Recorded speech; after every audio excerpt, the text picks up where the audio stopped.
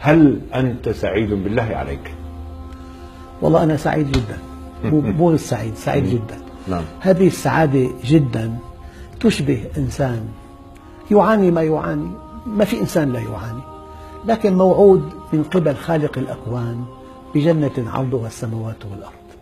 يعني مثل بسيط، واحد يسكن بغرفة واحدة مع 5 أولاد ودخله لا يكفيه ثمن خبز، وفي عليه دعوى إخلاء من هذه الغرفة ويعاني ما يعاني.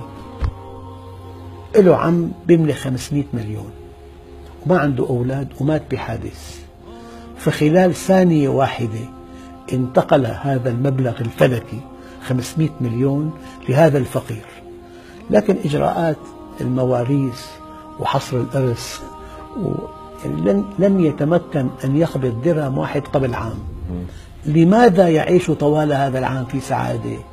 ما أكل لقمة زائدة ولا اشترى معطف.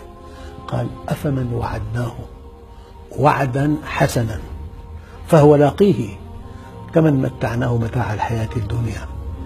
فالمؤمن أحد أسباب سعادته أن الله وعده بالجنة.